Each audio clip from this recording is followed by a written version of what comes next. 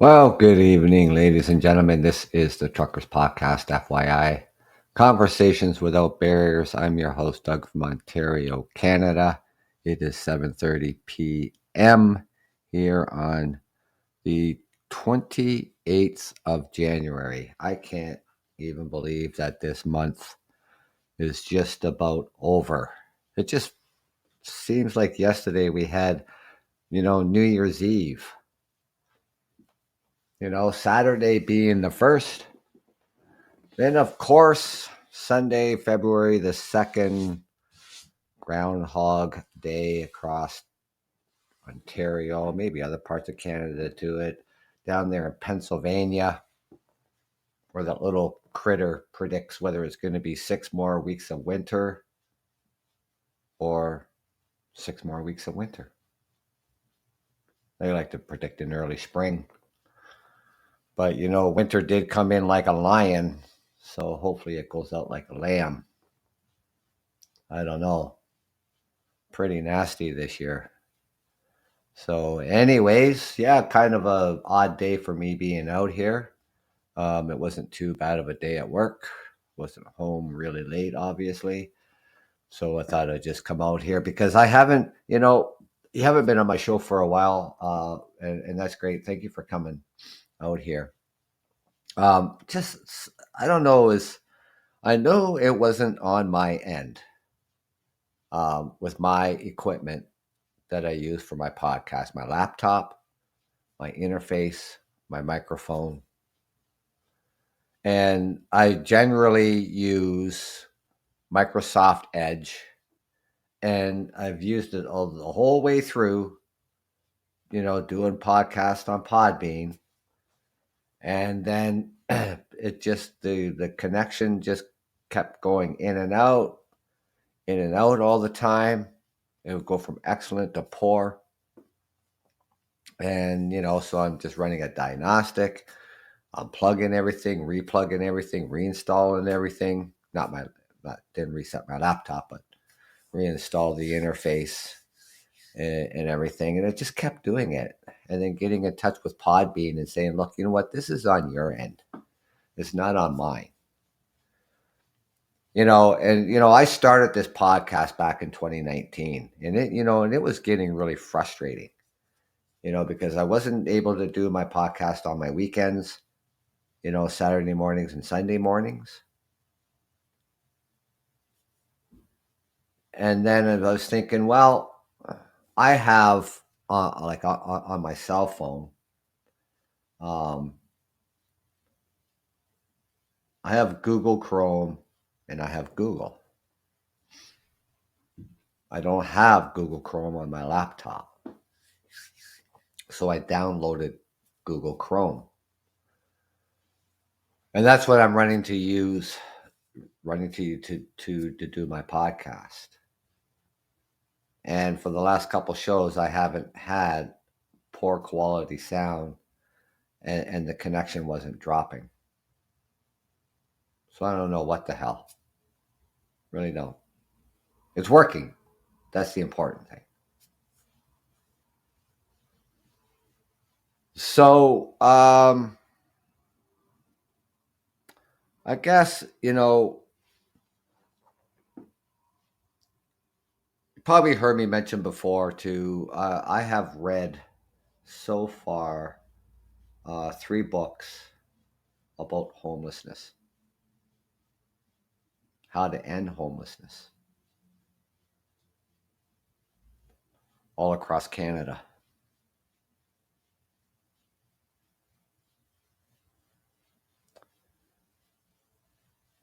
Back, after, the post-war era, after the Second World War, the federal government saw a need that we needed housing.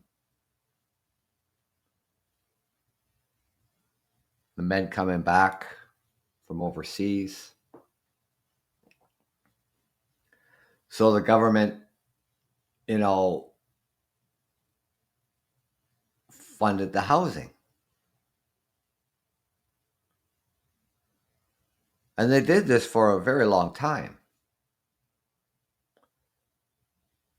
And the World Health Organization was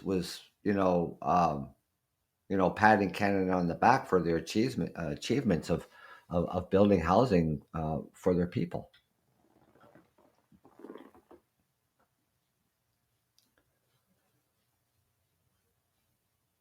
And it was probably leading into the 70s, the federal government passed that responsibility down to the province, to all the to every province.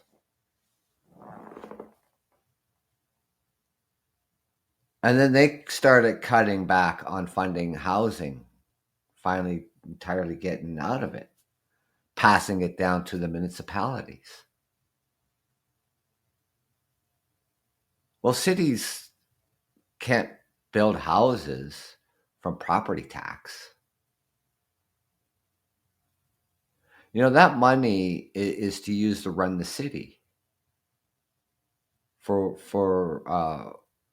water, sewage, waste, roads, bridges, all the infrastructure that the city needs, fire and police. Cities today, they're running on tight budgets. They don't want to give a large increase in property taxes.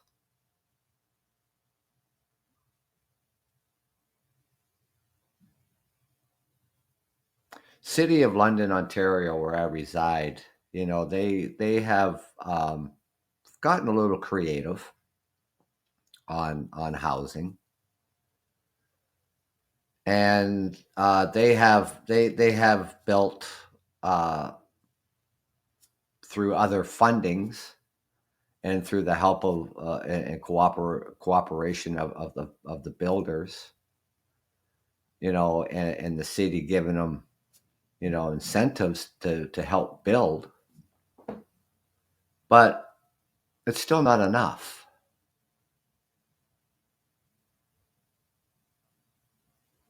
And the housing that they're for what they've built so far, is housing with services, wraparound services to help people with mental illness and addiction. And that's a great thing.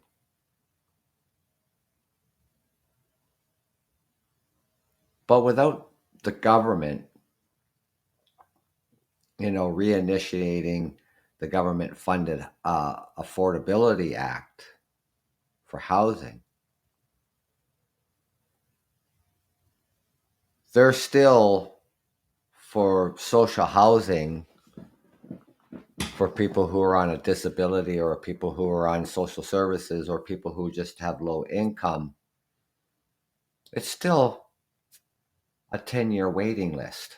That hasn't changed. They haven't built social housing since the 80s. And through different prime ministers over the years, and here in Ontario, uh, different premiers over the years.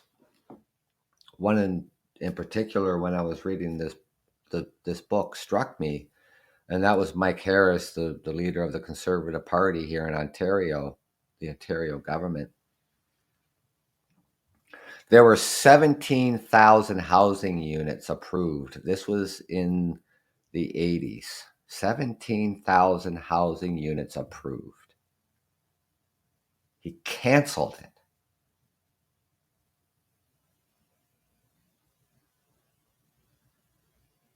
So from the federal government not funding housing, passing it down to the provincial, eventually cutting housing out, passing it down to the municipalities. This, to me, has led up to where we are, to the unaffordability. The Premier today of Ontario, Doug Ford, any new housing rentals apartments, townhouses, whatever the case may be, there'd be no rent cap.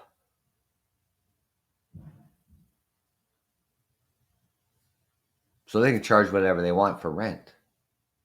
Now I've saw some new buildings going up in the downtown area, and I don't live very far from there. And I was looking up the address in the property name, and I was looking at the rents. The most expensive was $3,300. Now London has never seen rent like this.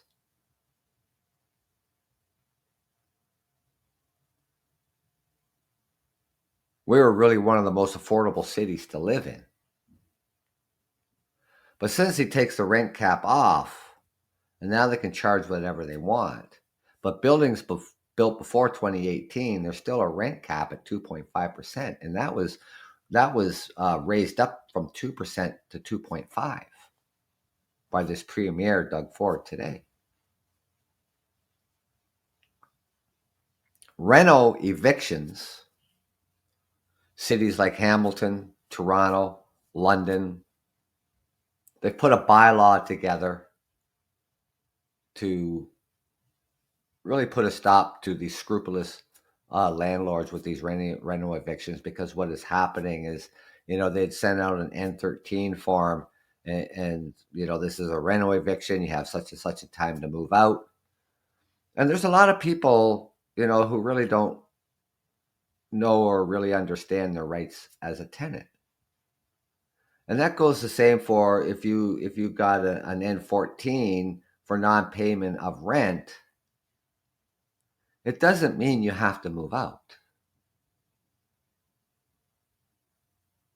Same with the reno eviction notice of the N13. Doesn't mean you have to move out.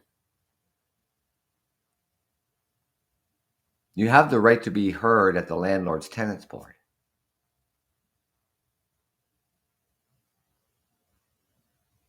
So what happens, let's say, there's tenants that, they said, okay, you're going to renovate the place. They have the first right of refusal. Meaning they'd say, okay, I'm not going to move back in.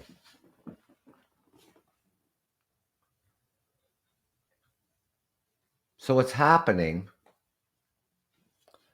is that, so the tenant moves out. He decided to, okay, but I want to move back in when the renovations are done. But the landlord doesn't tell the tenant when the renovations are done.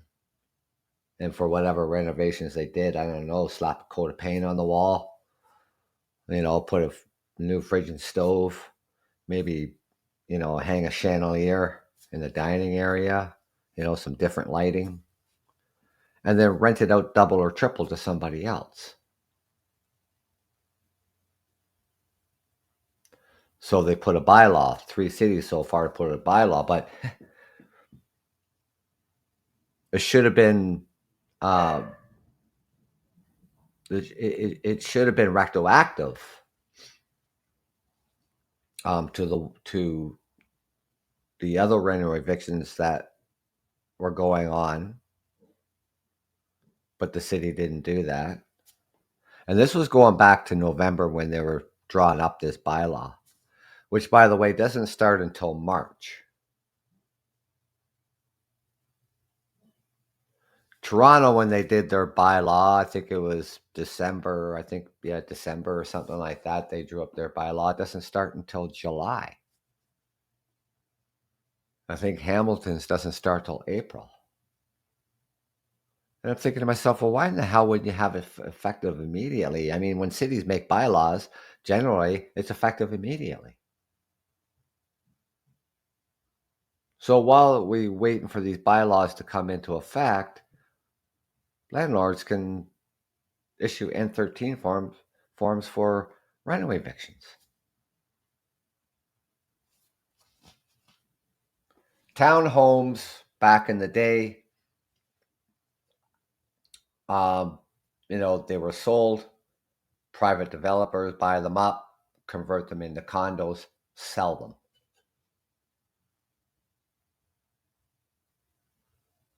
We have cooperative housing, co-op housing. throughout the city, which is, developers, I mean, they're going to sell to developers because they know they're just going to turn them into condo townhomes. And as I drive around the city and I go into these neighborhoods where all these townhomes were rentals at one point in time, they're all condos. And any new builds, are rather high rent apartments or condo apartment buildings or condo townhomes complexes.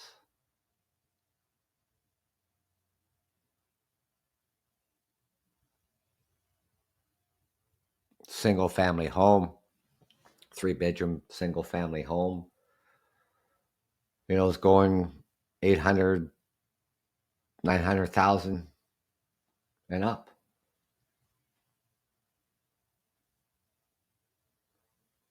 In order to own a house here, here in the city that I reside in, you'd have to be making approximately 140,000 a year to buy a home.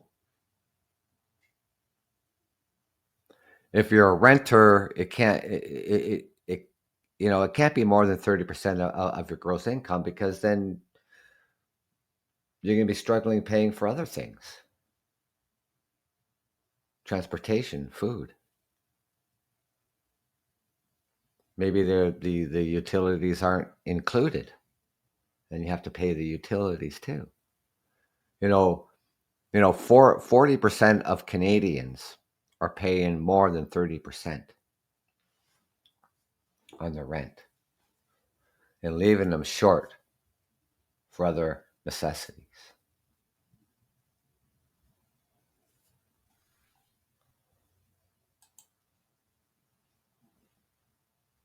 Now, I have put a plan together that I think that might be helpful in building affordable housing for all. In the universal affordable housing, mixed development designs and developments where every unit is affordable to a range of incomes. This can be achieved through cross-subsidizations, income-based rent, implement a rent structure based on income, ensuring that rent is affordable for all tenants, regardless of their income levels. And to have inclusive zoning policies and flexible zonings to adopt zoning policies that encourage the development of mixed income housing. And this would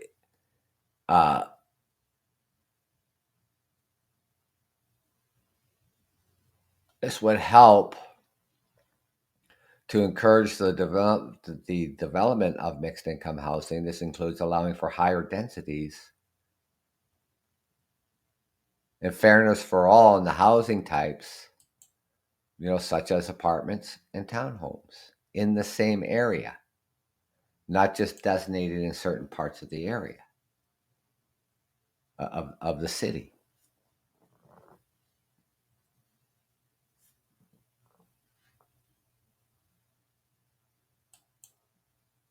Government and the developer partnerships, public-private partnerships. So the governments can partner with private developers to create mixed income housing projects. And these partnerships can include subsidies, tax incentives, and grants to ensure the affordability across all units. Land trust and nonprofits, they can collaborate with the community land trust and nonprofit organizations that prioritize permanent affordability in their developments and the long-term affordability measures.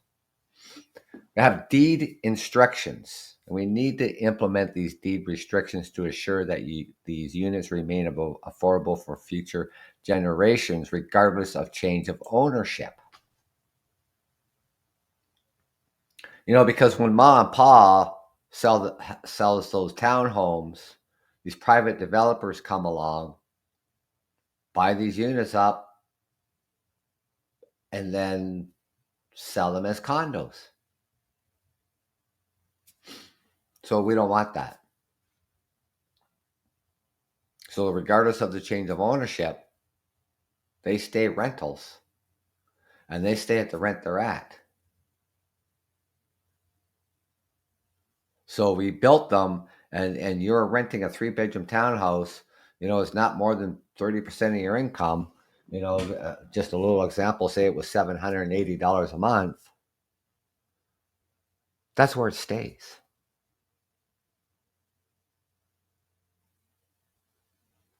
And for future generations.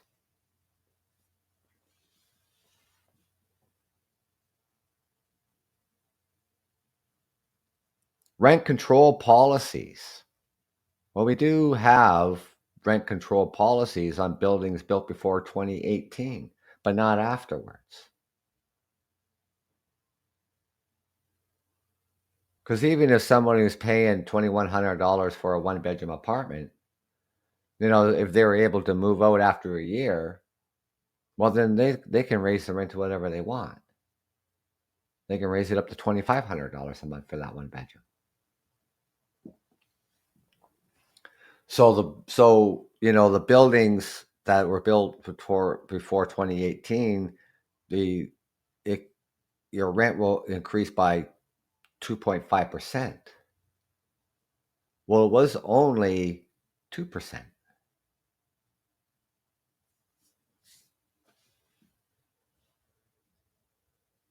So with these rent control policies, we established the rent control measures that limit rent increases and protect tenants from sudden spikes in housing costs by lowering rate increases from 2.5% down to 2% per year. And the participation in planning involved community members in planning and decision-making process to ensure that the housing meets their needs and preferences. And this can help create a sense of ownership and support for mixed income developments. Equitable distribution. Ensure that affordable housing is distributed equally across all neighborhoods, not just concentrated to a certain areas. Supportive services. Provide on-site services such as job training to support residents and enhance the overall quality of life.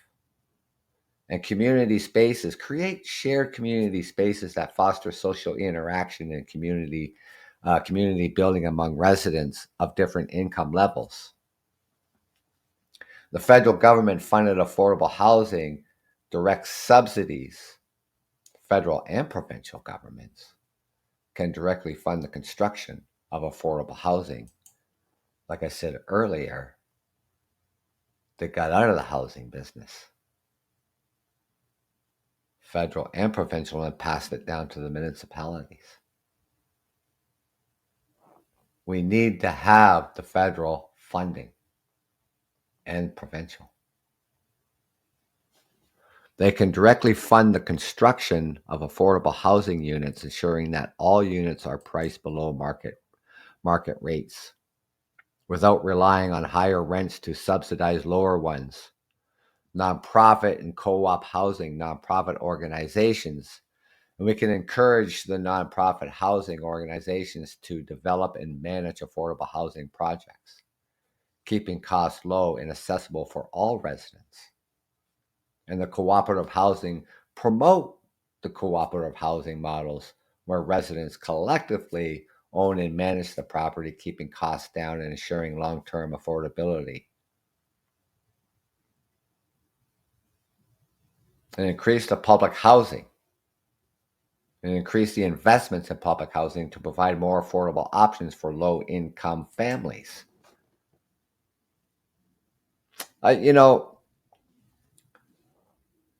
People who are on social assistance, waiting to go on disability, women and children trying to escape the home violence.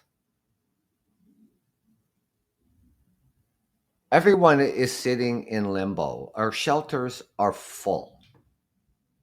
I mean, they're at max. Second stage housing is for the women and children When they come out of the shelter, they go into second stage housing, and then they get moved into housing. But the second stage housing residents aren't going anywhere because there isn't housing.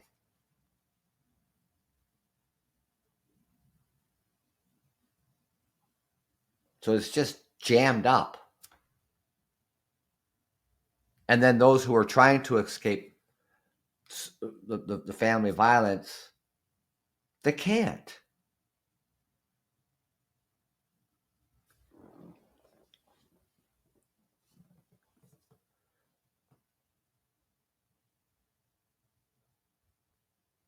I understand the need for mental illness and addiction services and everything else like that, and providing, you know, people um, with these wraparound services as they get places to live. But we can, yes, we can actually work with them too.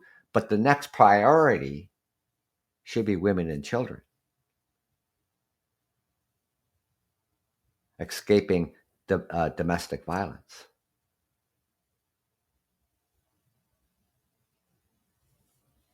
and then move on to other low income families.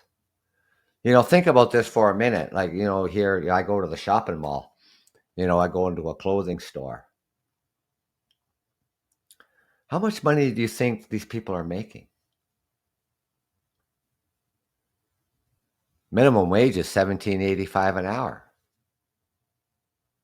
If they're making $19 an hour, $18.50 an hour,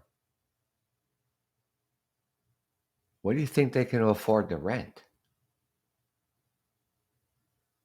Or do they have a spouse who's making really good money? We don't know.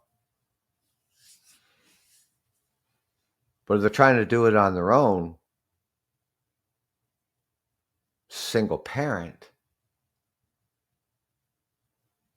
making $19 an hour. And if you were lucky enough to be in a building that hasn't, been approached with rental evictions,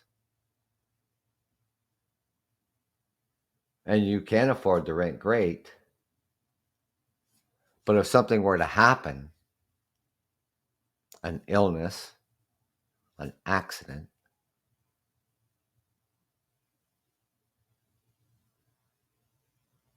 that put you out of work for a while, because sick benefits, from the government, you're only going to get 60% of your wages. You're going to be in a lot of trouble paying your rent. And that's why social housing, like I said, we haven't built social housing since the 80s. 10-year waiting list is probably even higher than that now. I said 10 years 2 years ago. It's probably 12 years.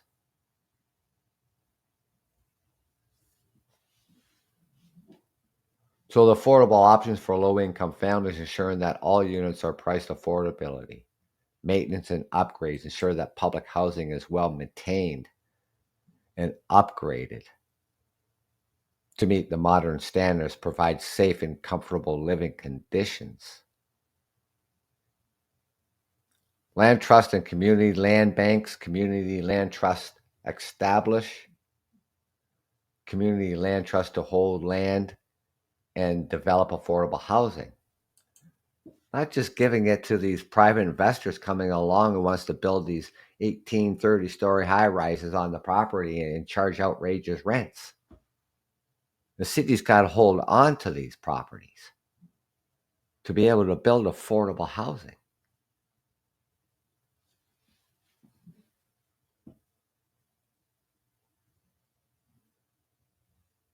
So to hold on to and develop affordable housing, ensuring that all units remain affordable.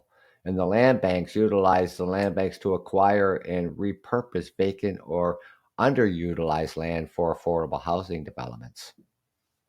In the innovative financing mechanism, low interest loans provide low interest loans or grants to developers who commit to building 100% affordable housing projects. tax credits, offer tax credits and incentives to the developers who will build and maintain affordable housing units without relying on cross-subsidization, mixed-use developments. And the affordable mixed-use projects, develop the mixed-use projects that include commercial and residential spaces.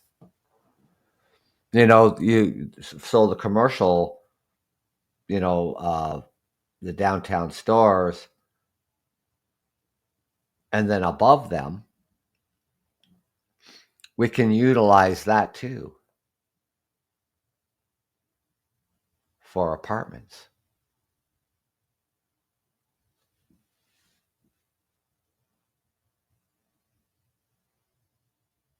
So these spaces using the revenue from commercial leases to support the affordability of residential units. And this strategic location, and we need to prioritize building affordable housing in the strategic locations with access to public transportation, job opportunities, and essential services to reduce the overall living costs for residents. And by implementing these strategies, it's possible to create a truly inclusive and affordable housing developments without relying on cross-subsidizations. In order for all this to happen, we need the federal and provincial government to do this. Now, right now, what's going on with Canada? Yeah, the Prime Minister, Justin Trudeau, is stepping down. Yes, the Liberal Party has to elect a new leader of that party. And once they do that, that person becomes Prime Minister. At some point, we are going to have a federal election, if not sooner than later. Today, the Premier of Ontario, Doug Ford, has called an early election. We will be going to the polls February the 27th for the provincial election. The federal election is in limbo at this point in time.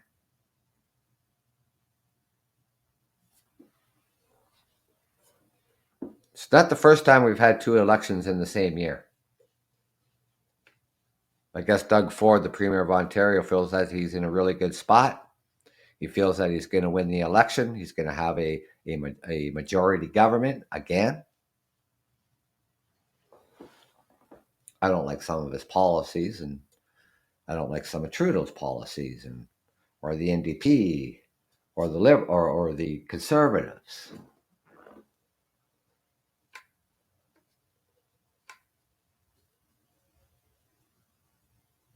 But that goes without saying, right?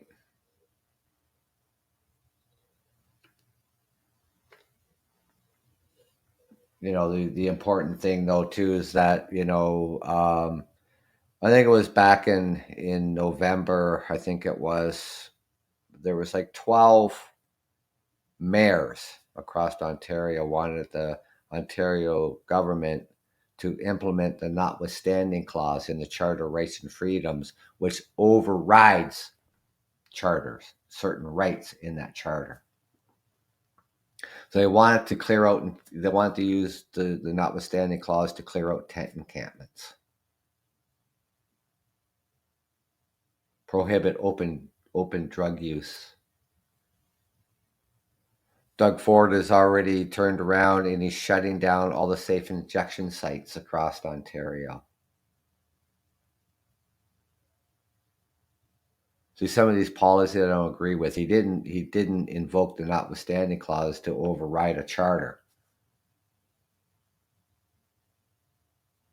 And that charter would be Section 7. And that is life and liberty.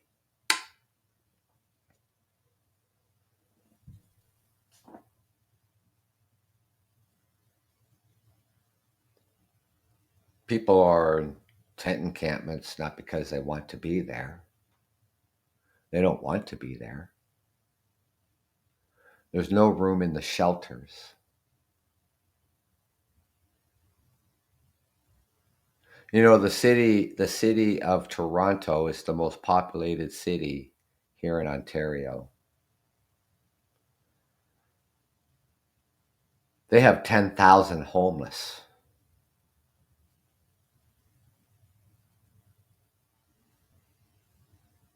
They're estimating that there's approximately 80,000 homeless people across the province of Ontario, which has a population approximately about 17 million.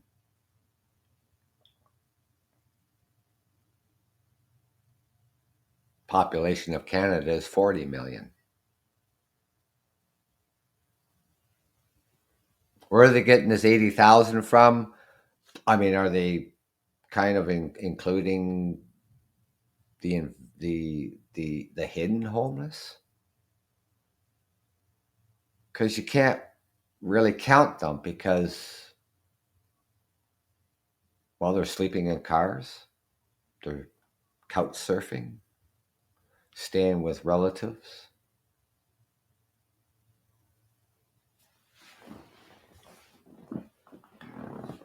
So maybe we could say there's 60,000 homeless in Ontario. And then they could just say, okay, we'll just add a number in there just off the top of our head, 20,000 hidden homeless. That could be higher than that. These people, generally, I mean, they're working, but they can't afford the rents that we are facing today, or even be able to obtain a mortgage. And especially in Toronto, I mean, a bungalow in Toronto is $1 million.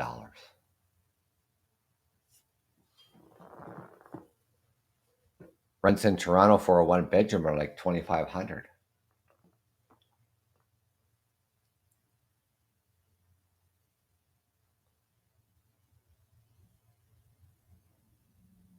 Here in the city, a one bedroom is around 1,785.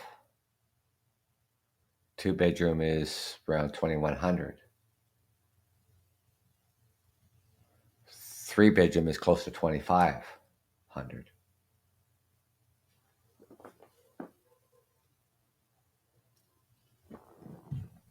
It's ridiculous.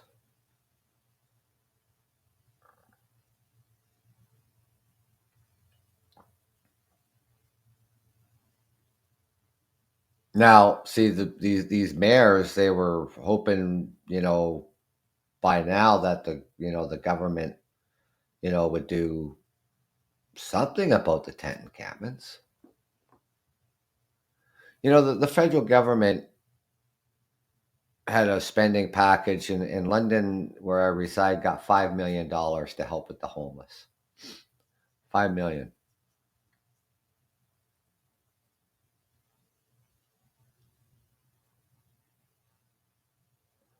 One of the temporary shelters was asking for about 4 million just to operate into the spring.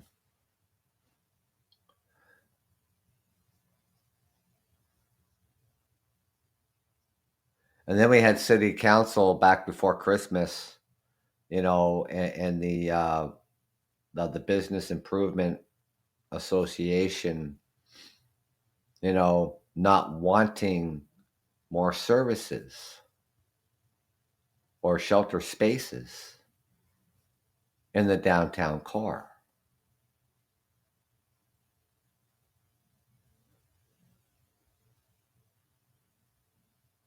We have the mission services. We have the Unity Project.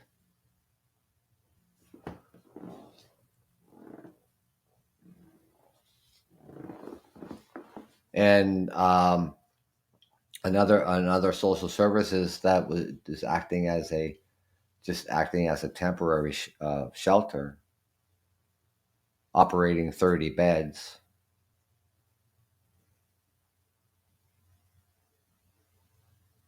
Now that place was just, would open up around noon for snacks and coffee and tea. A cooling. It would act as a cooling center in the summertime and a warming center in the wintertime, and then dinners in the evening. But the need is so high. She got some funding to add. She could put 30 beds.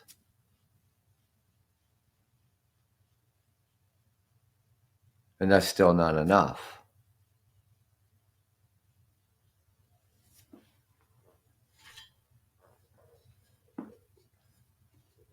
So we have tent encampments. The first time this winter, it was last week. And that was Monday, Tuesday, Wednesday, going into Thursday morning. I think Wednesday's overnight low, I think, was minus 20 with a wind chill factor of minus 32. And the health unit issued an emergency cold alert. And they opened up community centers to get people in and out of the cold.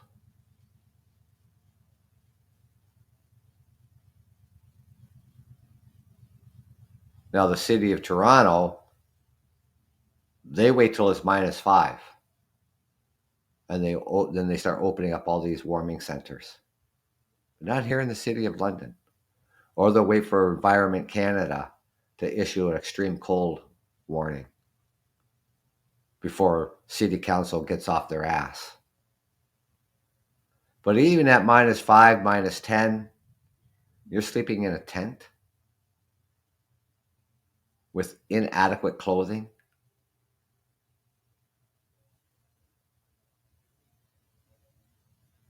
Sleeping on the cold ground. I mean, what are you going to put down on the ground to keep the cold from coming up through? It's only going to keep it for so long.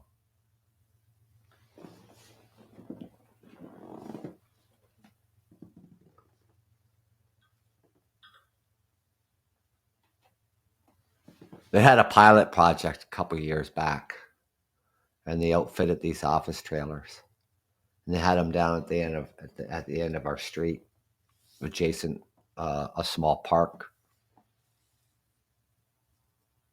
Residents grumbled a little bit, but that didn't last. It went quite well. Supervised 24/7, security 24/7. Went through the entire winter months into the spring. Provided shelter.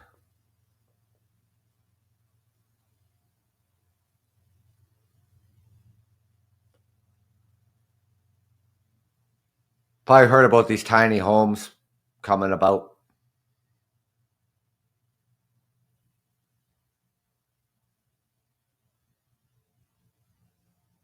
London wants to order some tiny homes for our veterans who are struggling. Post-traumatic stress disorder, addiction. It's a good thing, get them into these places with wraparound services until other housing comes around, and continue the wraparound supports for them.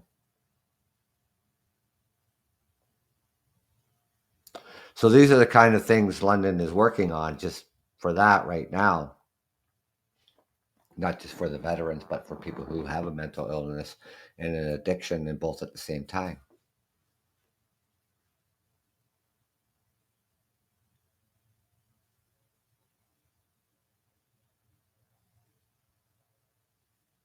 The Ontario government wants to open up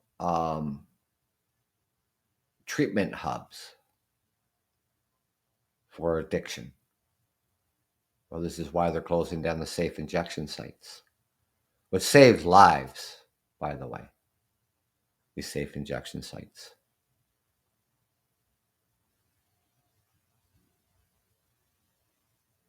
So cities, they're applying for the funding so they can open up these hubs. London is looking at a location. But is that going to be enough? I mean, people have to be ready for treatment.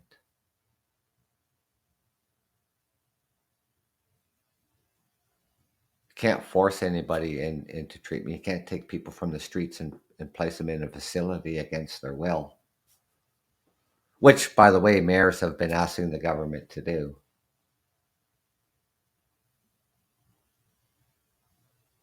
It's like back, you think, back in the mid 1800s when the federal government were removing Indigenous children from their families and placing them hundreds of miles away to turn them into a white man. That didn't work out so well.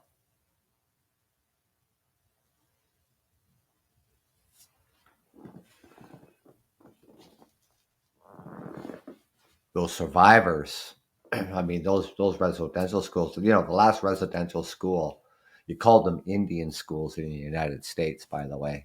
The residential schools, the last one closed here in Ontario in 1996. They have these survivors of these residential schools. They too were removed from their families, from their culture. And when they've talked about taking people who have addictions and taking them and putting them in facilities against their will, top psychiatrists across the country said there is no evidence, no based evidence showing that it's effective.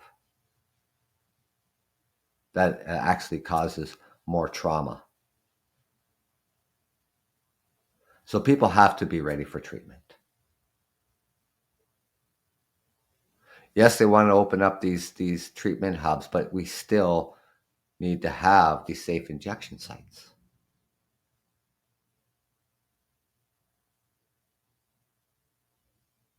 And the ones that they were closing is the ones that the provincial government approved and approved their locations.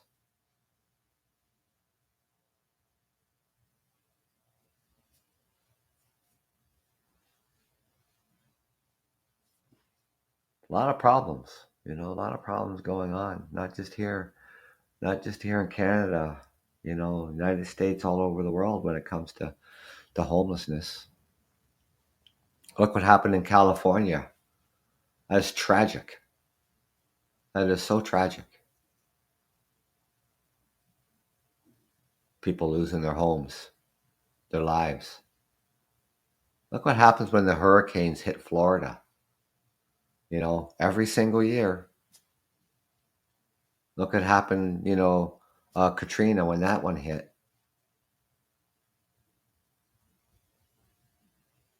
People lose their homes, they lose their lives.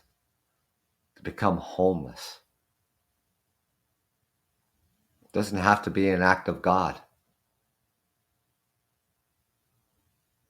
The natural disasters happen all over this planet.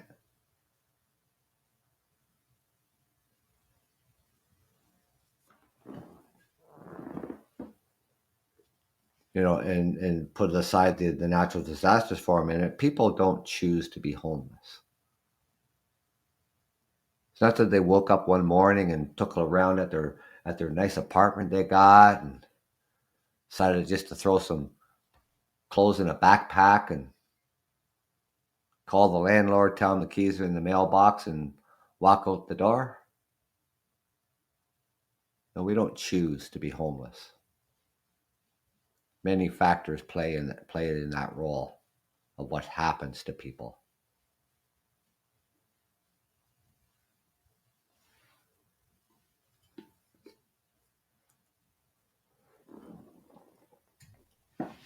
$5 million that the federal government sent to the city here where I reside. $5 million isn't isn't even going to put a dent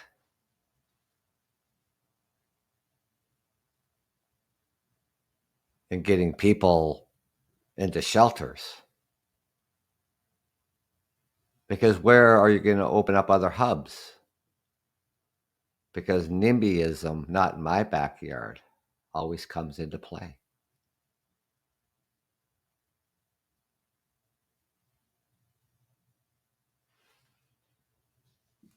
So does the city just say, well, that's too bad?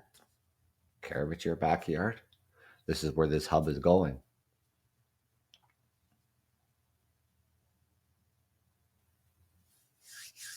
We've had plenty of town meetings. Plenty of them.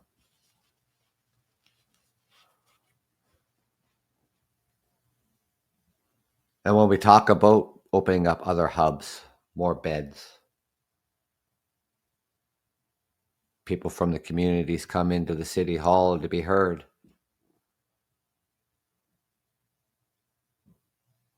Not in my backyard. You're not doing this in my backyard.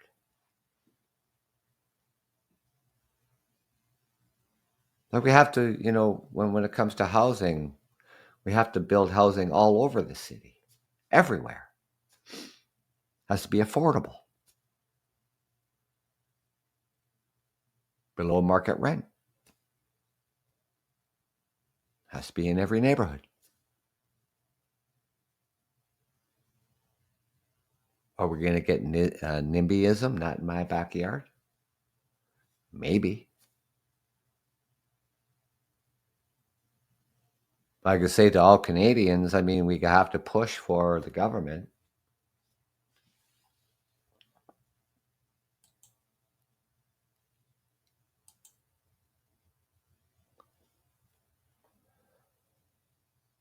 to have this universal affordable housing. Just like we have universal health care here in Canada.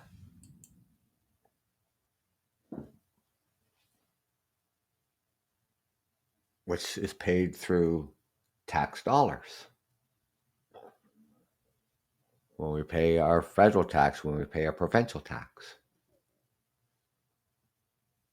That's how we don't have to pay. Well, we pay, but we don't have a copay. You go see your doctor and you have to, throw them $100 to sit down in front of them and tell them your problems. We have a health card. We just hand that to the doctor. We don't have to pay anything. We have to go to the hospital for treatment, surgery, whatever the case may be. We don't have to pay.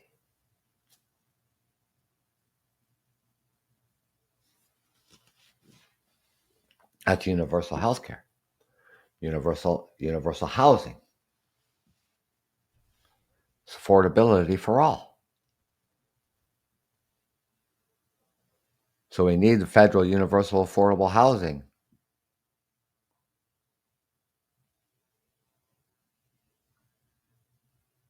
It's the only way things are going to get built. It's the only way things are going to get done.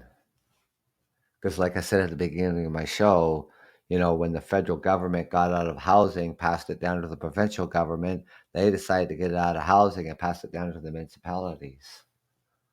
How can cities afford to build housing on tax dollars? Have to get other funding from somewhere. Builders have to, they have to give incentives to builders.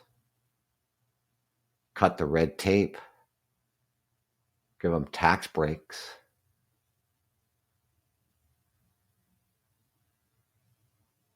But it's still not enough. We need the funding from the federal and provincial governments passed down to the municipalities to build the universal affordable housing.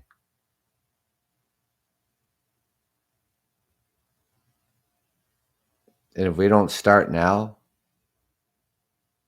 and we just keep things the way they are, there's going to be more homeless than they can count. People are just going to be just pushed right out of the rental market. What about my grandkids? One is already in grade 10. Be out of high school in 2 years. Start working. He's going to have a good paying job. I don't know.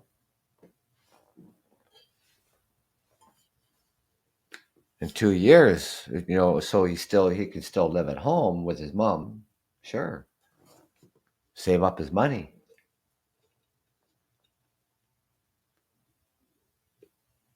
But what are the rents going to be in 2 years if we don't start initiating this? If we don't start to initiate this universal affordability now?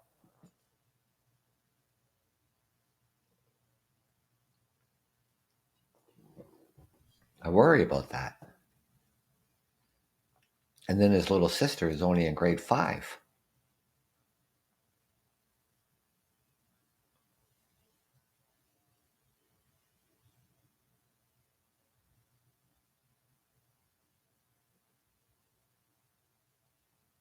You know what I mean? If, you know,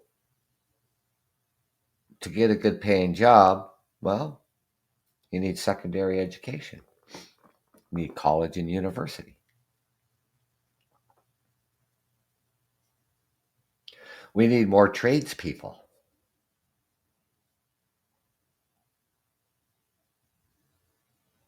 Colleges offer that. Universities are like doctors and lawyers. College is nursing.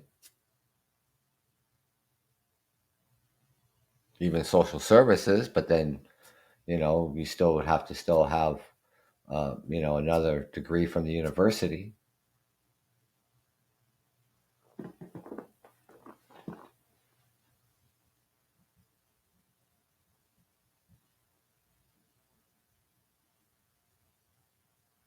Ontario is a big manufacturing province. Alberta is oil. Not just, manufacturing, also hydro. Quebec too. Hydro. Not as much manufacturing as Ontario, but Ontario, is the largest manufacturing province in Canada. And in trades.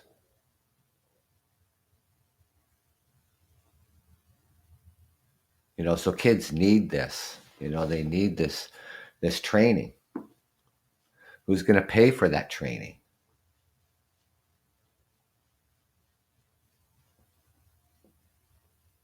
Well, they can get loans and grants to go to college and university. And if you qualify for grants, but generally it's a loan, you have to pay it back. You got to have a good paying job to pay it back. Yes, college is cheaper than university. College is great. A lot of people go through college. I have a nephew went through college and he works in the treatment plants here in the city for the City of London. It's a good paying job. Let's say everybody's going to get a job like that, but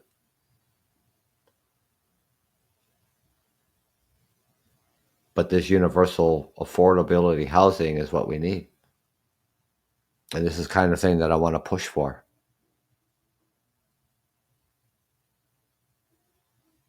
How well that will go, I don't know yet. I really don't. Sit down and talk to the people who city managers, and talking to people who work and run these shelters, and get together and just put our heads together and see what needs to be done and where. And that takes time.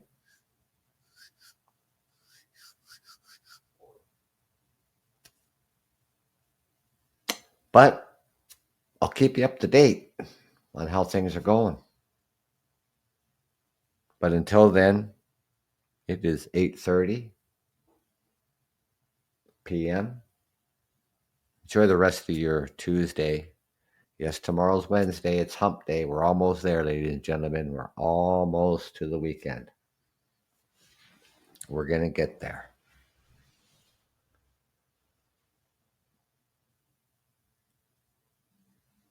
Now, being that this is just an off night for me, I usually don't come out on a Tuesday night. Usually out throughout the week, the weekdays, because I work long hours. Today was an exception. But I will be back out, of course, this Saturday, February the 1st at 8:30 a.m. and Sunday the 2nd at 8:30 a.m. If you can join me, that's great. If you can't, I understand. So enjoy the rest of your evening, ladies and gentlemen. Enjoy the rest of your week.